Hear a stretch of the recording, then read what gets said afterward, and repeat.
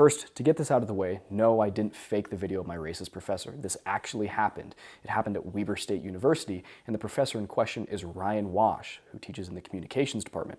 And the thing you should know about Ryan Wash is he's actually very well known within the world of academic debate for winning both of the national debate tournaments in 2013 by essentially screaming about how he thinks that debate is exclusionary towards black people because it requires them to actually talk about the topic, and that he should instead be allowed to just talk about being black and queer. You should ask a serious question when you sign your ballot for the negative team. Why do I have to make a forced choice? Why is it do I gotta relegate another team to the exclusion? Especially when they don't have another place to go. When debate has been the place where I've come to share my views, perspectives, and opinions about a given subject, this is all the fuck I got. I don't know what the fuck I'm gonna do when this debate is over. I don't know how the hell I'm gonna situate myself, but I know one thing that I'm gonna do. I'm gonna make room for those other choir bodies that have never, ever fucking had a right to speak and have a debate in their own fucking house. Nobody asked me about energy production. Nobody asked me what it means to get out of bed in the morning, which is why it is that you never, ever fucking access me. We are the education that your model of debate precludes, because we can teach you some shit about yourself and how you're complacent with the strategies in debate that allow us to be exclusionary to other individuals. Our fucking Johnson evidence is on fire. Why wouldn't you penalize Elijah and Marcel for finally being me? All of the time I've been in debate, I've never fucking had a partner where I can just talk about being me, the way that being black, queer, Christian, and all of that shit situates me inside of this space. Today is the day that we unite the crowns.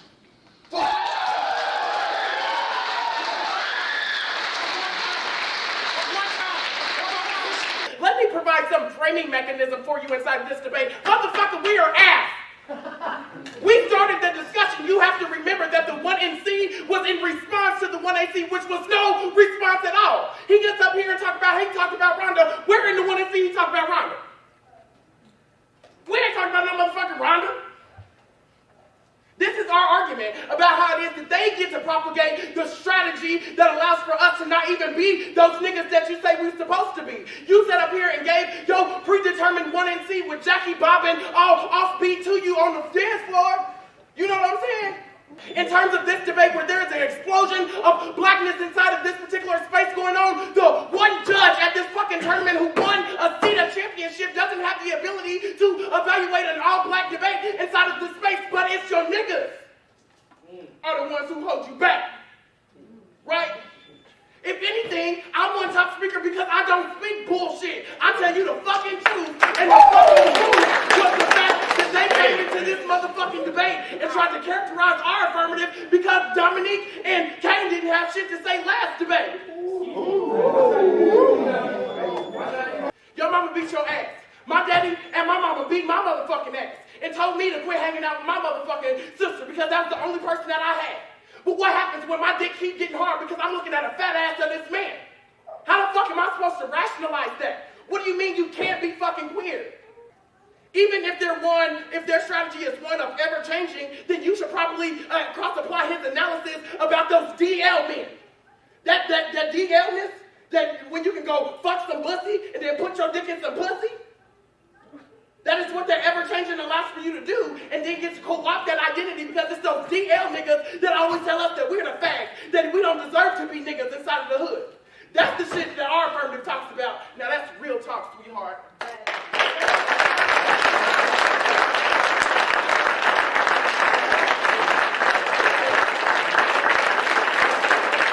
Now, some people have suggested that this professor was merely playing the devil's advocate in the audio I uploaded, and that he only presented these absurd racist positions to teach us how to debate against them.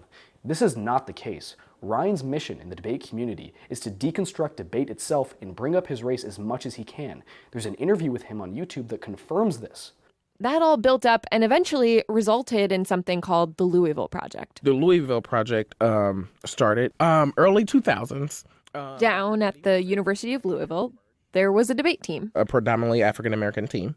And so they were having a hard time finding traction. He says they would go to these national tournaments. Apparently, those students would try to make arguments about race inside the topics, but usually it didn't work. And so they decided that they were done with that. And they were like, no, we are unwilling to play your game in the way that you have defined it should be played. And so these debaters, what they would basically do is they would show up and they would force a conversation about race. Basically saying, like, we're not going to talk about China or global trade until we deal with this. That's where you get the introduction of the use of hip hop. Some say the black is the berry, the sweeter the juice. I say the darker the flesh and the deeper the use of spoken word. They say the nigga's always already queer. That's exactly the point. It means that it is a case turned to the affirmative because we are seeing the use of what we call street scholars. Hands up! Don't shoot! Hands up! Don't shoot!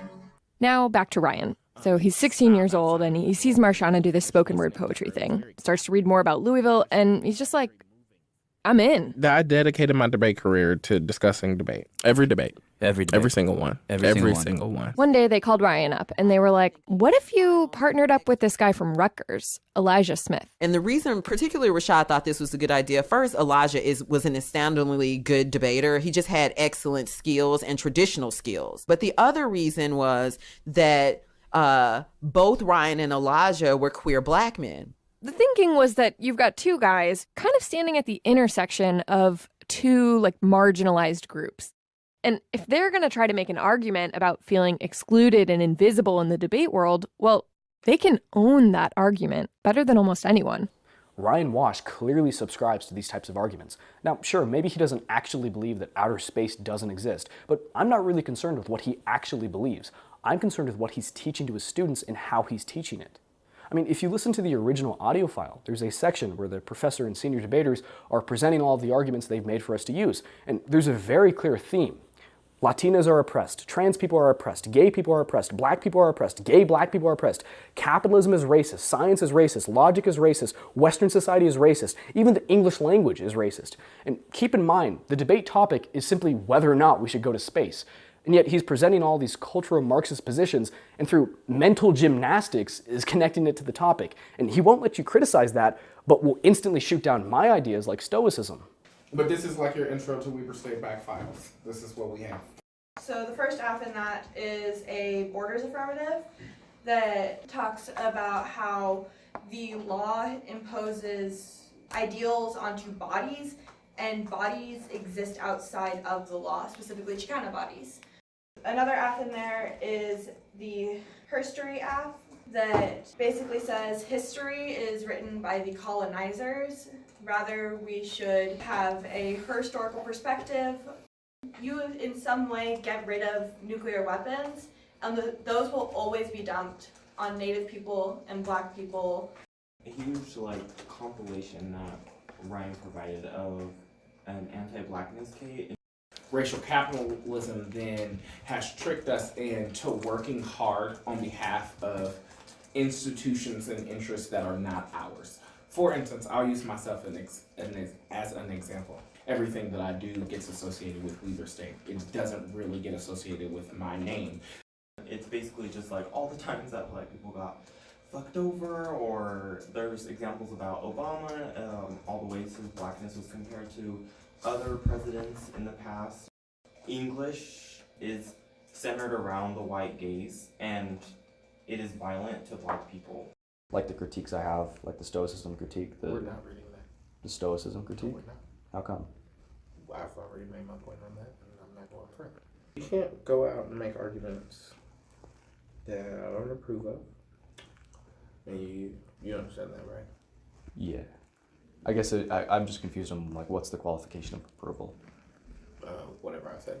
Imagine you're in an essay writing class in which you're supposed to be studying the art and form of writing essays. And so it doesn't necessarily matter what you write, but how you write it. But then also imagine that your professor says, okay, students, I want you to write essays on how capitalism is evil, how all white people are racist, how all Black people are oppressed, how all women are oppressed, and then also tells you that you're not allowed to write essays on ideas that contradict this. Are you really going to tell me that there's no agenda there? This is exactly what's going on in the debate team. If he were really concerned with teaching debate, you would expect to see a much wider range of ideas being presented and advocated for, since that's what debate is. It's controversy, it's disagreement, it's looking at both sides. But instead what you get is maybe 4 main arguments being rehashed over and over again that you're not allowed to dissent from. There's this sort of artificial selection going on by which the professor allows arguments that conform to his ideology to pass by with very little criticism, but is hypercritical of everything else, even going so far as to say you are not allowed to argue them. This all suggests that he's not playing the advocate, but is the devil himself. It's very obvious that he's using debate as a means to indoctrinate students and not actually teaching debate. And it's working. Take a listen to how these students respond and what they suggest in a classroom discussion in which Ryan says that he genuinely believes that America is unfair because black women weren't able to vote. So we got 243 years of white men, 99 years of white men and white women, 54 years of all the people. So we need to. So they got their like 243 years. So then white men can't vote until the times of everyone voting like elapses. So white men had 150 something years to set up the structures before anybody else was able to vote. So they took that time to like create the structures in a way that benefits them. Sure. So the reasoning that we should make the timing equal so that black women now have the extra 190 years to now make the structures that were previously set against them to work towards them or be more equal. So your argument is that, along with your argument is that we need to stop white men from being able to vote for 100 and some years in order for it to be equal? Because that wouldn't be equality. I want to talk about that. There's been a disproportionate amount of times allocated, right? Which seems to pull the wool off from over the sheep's eyes, because now we can see that equal access, equality, does not equate to fairness. I'm still confused about that. I understand that Equal access does not equate to fairness because these people have to participate in the structure by which they were able to create. but they're able to change them now, right? I don't know what you mean by change. Like I don't know. We can't change the Constitution. Yeah. Well, you can vote. I don't think the Constitution is inherently unfair, though. Well, that's a personal opinion, and I think people who would not be white men may suggest differently. The point that I'm making is that equality does not equal fairness. Because we give everybody the same thing doesn't mean that everybody has the access to use the same thing. But I'm interested in this notion of equality versus equity. Now again, this wasn't in the context of a debate round, and it had nothing to do with the debate topic. They were actually suggesting that we take away the right to vote for all white men. This is the result of professors like Ryan Wash. Ryan Wash's statements and behaviors cannot be excused by the fact that this was a debate class. This is a debate class, but it's only being used as a training ground for postmodern critique and cultural Marxism.